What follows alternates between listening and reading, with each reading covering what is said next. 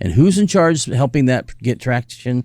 Leonard Arrington, whose whole goal was to bring down the church. He was not even a Christian anymore. He was trying to rewrite our history. That's a wild pejorative to say he's no longer a Christian. And also, this guy wrote Moses in the desert, didn't he? He said he wasn't a Christian. He asked his children not to publish his memoirs for so many years, so there'd be a couple generations that it wouldn't matter anymore.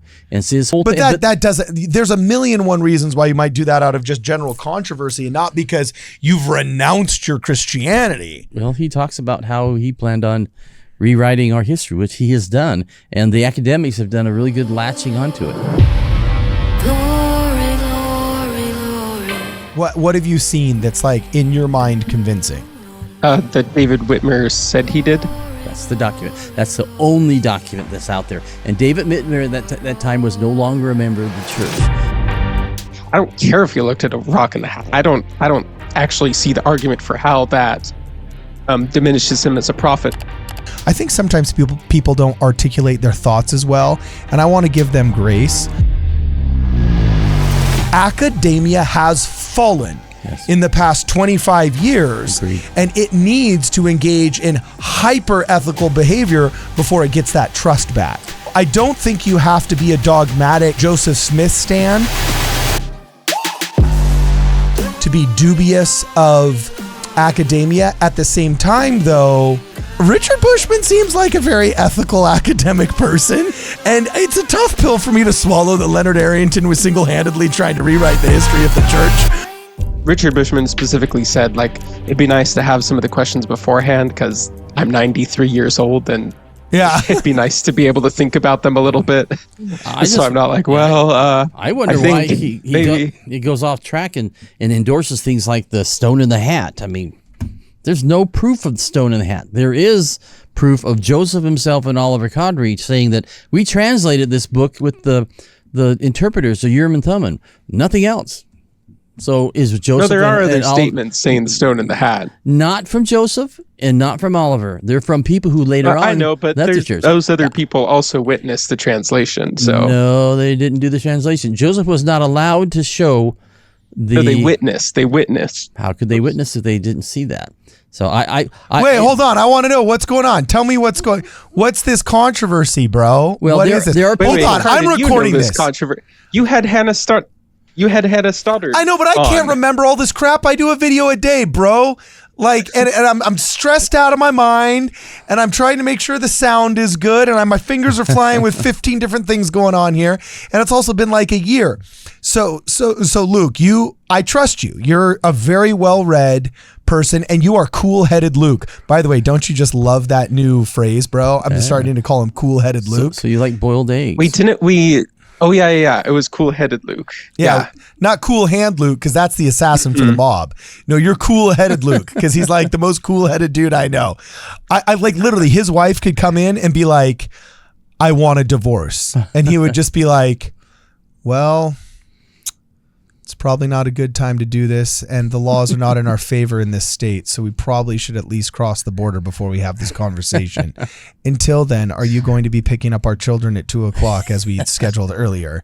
And she'd be like, what's for dinner? Yes, I am. And be like, thank you. We can re-engage in this conversation later. You know what I'm saying? Like, just like, bam! He's just like modern Buster Keaton. I love it. But so here's the deal.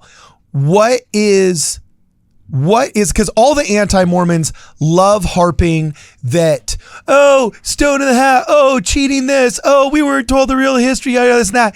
And they're always taking third, fourth, and fifth hand stories of people 200 years later that heard from the grandpa that hated Joseph Smith, that he actually used a seer stone. And you know, I understand that historical people want to try and represent both sides, but also if one side's lying and the sources show up 50 years later, is it really just truth that needs to be represented equally, or is it slander? Yeah. So I can see where the Hannah Stoddards are coming from when they're like, no, we actually need to, you know, do proper analysis of history here. Okay. So like, I'm on the fence with this whole seer stone thing. is I could see how it's a bunch of anti-Mormon nonsense that has creeped into the zeitgeist. Yeah. Okay. And the original story as told by Joseph Smith is true, but I could also see how, who knows, maybe just traditional magic and folklore was kind of like a preparatory priesthood for him almost, or whatever. So I'm in the camp of I don't care, so I could see it going either way. So I want to make a statement to that.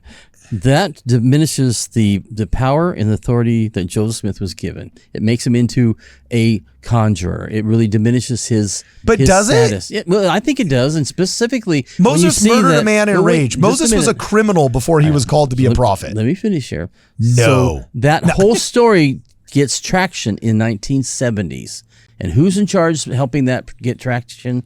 Leonard Arrington, whose whole goal was to bring down the church. He was not even a Christian anymore. He was trying to rewrite our history. That's a wild pejorative to say he's no longer a Christian. And also, this guy wrote Moses in the desert. But he said he wasn't a Christian. He asked his children not to publish his memoirs for so many years, so there'd be a couple generations that it wouldn't matter anymore.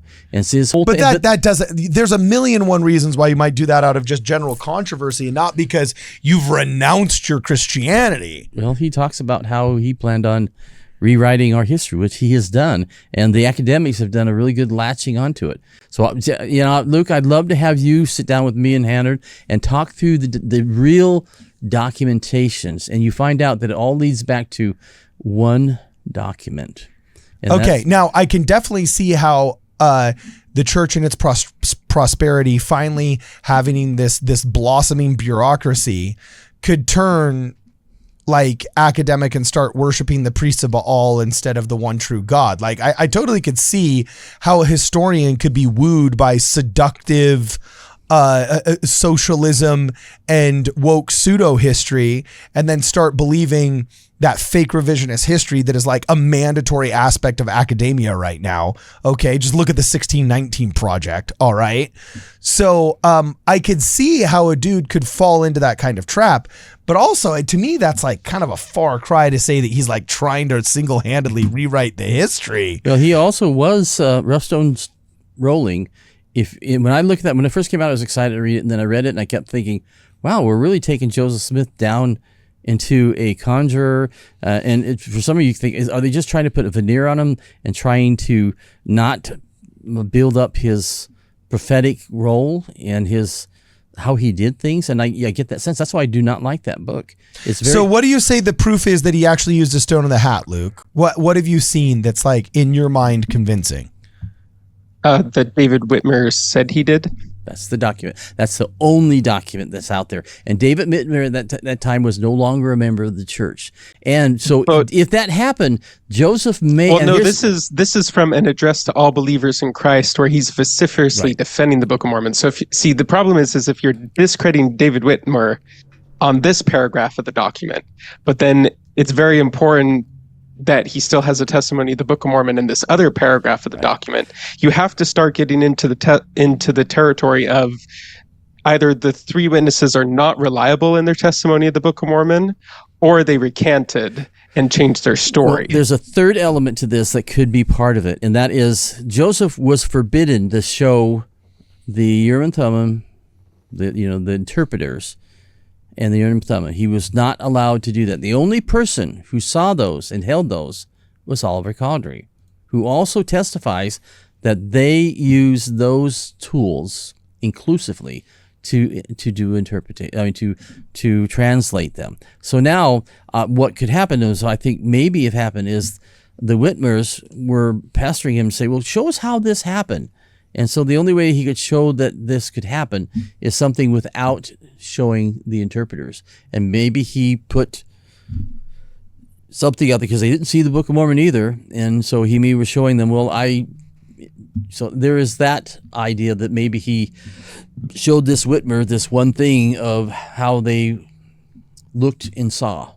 But what he looked and saw was through the interpreters. So why would Joseph say he only used the interpreters? Even Moroni said that he would use the interpreters to translate those. Okay. So we got Whitmer, and then you've got on the other side you've got Oliver Cowdery, Joseph Smith, Moroni, all saying that they used and they translate it, because there's a difference between translating using the interpreters and looking at a peep stone and a hat. One's reading words out of a darkened area. The other thing is actually with the thoughts and things going into his mind and using his lexicon to translate. And that's, if you look at, what's his name? He did a whole thing about what does the Book of Mormon tell it? Is it somebody just reading, or is it translation? He shows that Joseph Smith had to translate. The form is there. He used his lexicon, and he can even point to certain areas of Joseph's background and some of the verbiage he used, that he's truly is seeing the thoughts and the principles and then translating those into the words that he owns.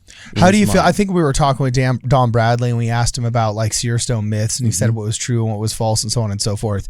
And he said, I can't remember the primary source that he referenced, but there was somebody that said he only had the Seer stone to placate his mystic masses. Yeah. You know what I'm saying? I mean, that could be one of those as well. And mysticism was something that was back there.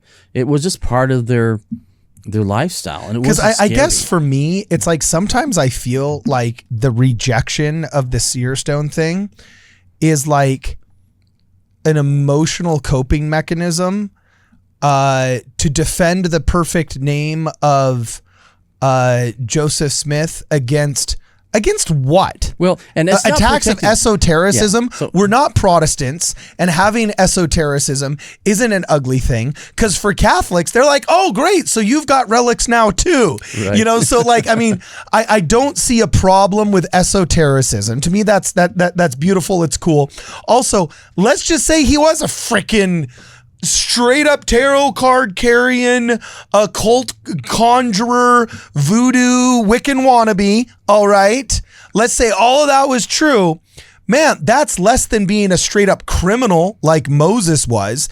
And God straight up called Moses a criminal exile of Egypt to deliver the Jews. So couldn't God call the local wannabe mini Quakuel of 1820, you know what I'm saying, to be a prophet. So to me, I'm not defending Joseph's perfection, because he was not that. There's enough things in his history that he admitted that he was just a regular person. In fact, he says, I'm just a regular guy. But the introduction of that brings the opportunity to add other things that slowly just pick apart of who he really was and his role, not being perfect, but his role and how he used the tools and the power that God gave him to do these things. So last question for Luke, and then one for Shannon. Luke, any response, my man? Any response?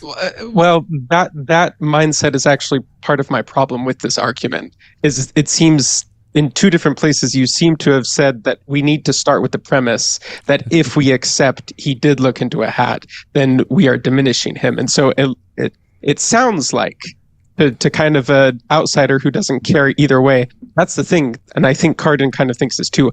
I don't care if you looked at a rock in the hat. I don't actually see the argument for how that diminishes him as a prophet. So I don't have that motivation to not find it. Whereas it seems like when Hannah Stoddard presents this, or when other people present this, they usually lead out with saying, okay, so we need to come to this conclusion or else he's not a prophet. And the people who do come to this conclusion are diminishing his prophetic and I don't go that strong on that, but I also go back and saying on all the documentation until the 1970s, even from other prophets that lived, they always said he used the interpreters. Now, all of a sudden, for some reason, we have to show a stone in the hat. And then if you go back to themselves, Joseph and Oliver and Moroni, they say that they translated using the interpreters. Now, whether or not he did a demonstration to help placate the people, that he could show something, that then, and I could live with that. But what I also do not like is we know our enemies. They will use anything. See, and this is why I'm sympathetic to your view, Shannon, and Hannah Stoddard's view. It's not a requirement for me. I'm 1 foot in Luke's camp, and I am 1 foot in your camp. The 1 foot that's in Luke's camp is I think he nailed my position well. I don't accept the premise that if he used a stone in a hat, he's somehow lesser. I just don't accept that premise. With that said, having to. oh my gosh, they accused Kwaku of threatening the life of John DeLynn. I've been accused of lying about a bankruptcy, my leukemia, everything from like physical violence to literally anything in the book I've been accused of by everybody. Right. Okay. And guess what? Even Brad, like poor Brad. Look up Brad on Ex-Mormon subreddit, right? He's like the most unimpeachable, nice Canadian man on the planet. And if you ask an anti-Mormon, he's literally a child abuser. Okay. So it's like, I know that these are godless, horrible, toxic people that will descend to no bottom deep enough to lie about anything associated with a church because they got nothing but church derangement syndrome. Right. And we have to correct the record. Part of the beauty of archaeology is figuring out what really happened. Part of the beauty of history is finding out what really happened. Part of the beauty of journalism, especially good investigative journalism, is actually correcting the record of what really happened. So I think it's important to know what really happened with Joseph Smith and clean out the crappy lies and anti-Mormon hearsay that is constantly getting thrown at the church. So I am sympathetic to both and look forward to kind of figuring out what really happened. So here's my last question for you before we go. One, anything you want to say? And two, if you had a seer stone and you could only use it once to see anything, my man, would you go back to Woodstock in 1968? Would you go back to, I don't know, your honeymoon? Would you peer like Indiana Jones? I don't think it's a time travel stone. I think it's just a seed. It's a glass ball for the present type of a stone. Look, I'm talking about my seer stone, not yours, Luke. So, no, I'm just kidding. Would you be like Indiana Jones wanting to go back to the Roman times and look at the invasion of whatever that city was in the last Indiana Jones movie where he chose to stay behind during the siege of the Trojan Wars or something like that? I don't remember. So where would you go with your seer stone? It is now a time-traveling seer stone. I would go back to Adam-on-Day-Amen and sit next to the Father of the Nations and listen to his delivery to his children before he passed. Within that is an encapsulation of everything. And it would be beautiful because Adam-on-Day-Amen is Adam's last instruction to his children, his posterity. And he talks about the beginning and he talks about the future. Talk about sitting next to the Ancient of Days. I mean, wow, that would be quite the seat. Huh, interesting. What would you check out, Luke? If you could know anything with a seer stone, what would you check out? Well, first, I got to do a caveat and say that I'm not necessarily saying the stone in the hat is absolutely the truth. I'm just saying right now I lean in that direction. And we started having this conversation. It's kind of bonus material-y type of stuff. Right. So I came in completely unprepared to just give my sort of initial... Me too. Other than I have passion like you are about it. So I apologize, but that's a passion because I ambushed you both. I accept full responsibility. I ambushed you both. And so I have a seer stone in my curio cabinet in my house. Because at one time I thought that was fascinating until I really looked into it, and now I have these wonderful little. Do you summon demons too, you? Elvis. No, Elvis. Okay, so finish your caveat. If he's still alive. Okay, so. Okay, that was my caveat, and now I need to think of what I would see with apparently. I bet you. I know what you would see. Yeah, hit me. Either Watergate, who did it, or who shot JFK. It would be something political and it'd be something modern. I'm betting one of those two things: Watergate or who shot JFK. I was actually considering like the Constitutional Convention. That would be cool. George Washington reading the Declaration of Independence to the troops in New York, something along those lines. But I don't know. I'd have to think about it. What about actually George Washington having visions from angels? That would have been interesting. That would be pretty cool. Yes. I don't know if I'd also get the vision, but Wilford Woodruff being visited by the Founding Fathers would be pretty interesting. In what was It'd be kind of anticlimactic if I show up and I don't see anything. If he's the only one seeing. We find out Wilford Woodruff is just like a little bit crazy. Well, no, not that he was crazy, but just that he sees the vision, and whoever might have been around him didn't. So one thing that's said a lot recently is, why are we not people of visions and miracles anymore. And I will just say, how do you know that we're not? Yeah. I would want to, you know what I would want to see? I'd want to see the first vision. Oh, that would be, whoa. That's what, if I could go back and see anything, just be a fly on the wall of the first vision, see how that all went down. That'd be freaking ill. Would you be willing to take in the demonic seizure that he had to go through? No, I said I just watch it. Oh yeah, that might Sorry, be that's you. That's a you thing, Joseph. No. Yeah, like I ain't going through that myself, man. But it's amazing he came through that and was ready to get the rest. Oh yeah, that's a wonderful one. Wow. All right, cool, sweet. Well, thanks, man. That's it. That was a good one. Hey, and Luke, I respect you highly. You are very smart. I do not have your capabilities, so if I've offended you, I will apologize. For an academic sellout. No, we'll have to ask Bushman to make his case, defend his thesis. His whole book, if you look at, in my opinion, is taking Joseph down into more of a human person that people can digest, rather than being okay to sometimes let the prophetic part of Joseph shine out. And I think if I'm understanding the emotional reaction towards Bushman better, I think sometimes people don't articulate their thoughts as well, and I want to give them grace. But to me, rightfully so, many faithful people, and not just of our faith, just religions in general, see how academia has turned from being the sector of our society that engages in the scientific method in order to verify observable truths.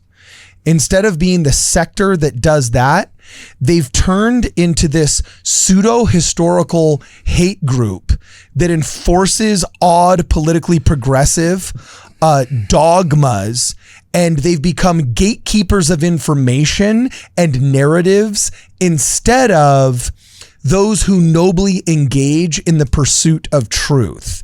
And because of that, they're extremely weary of anything that these people say that seems to besmirch their beloved faith, because they're like, I've seen this before.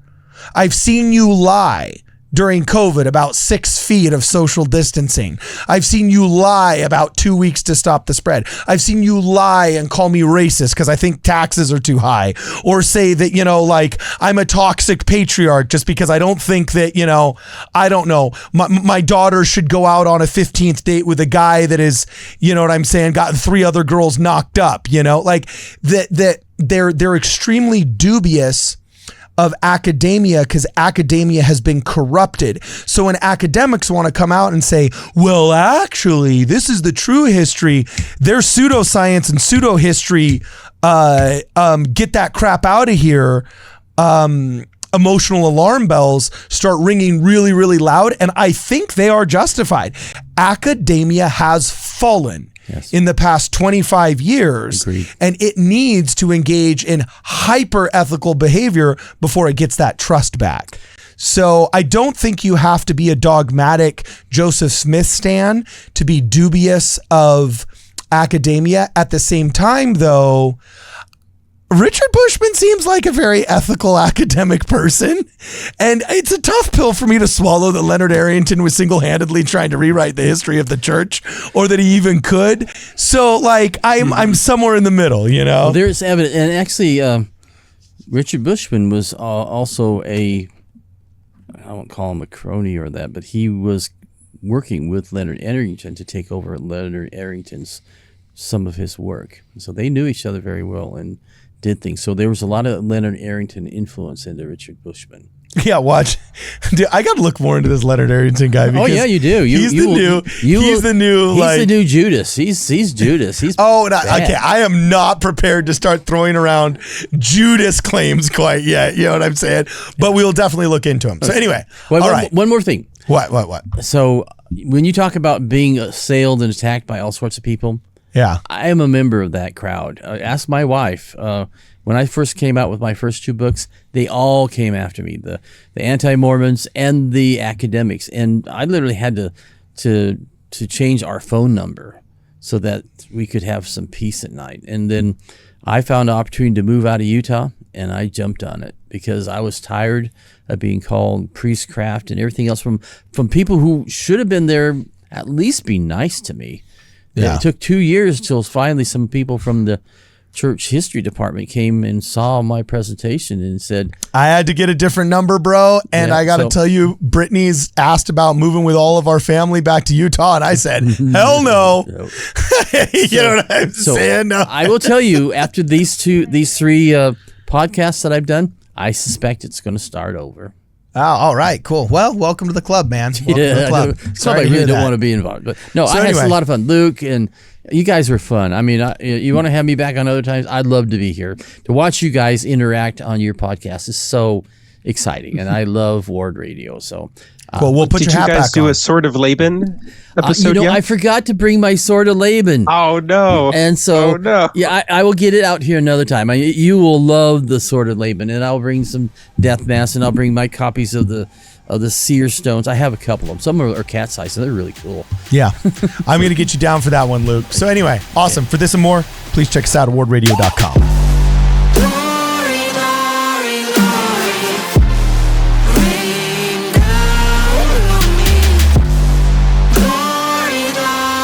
glory.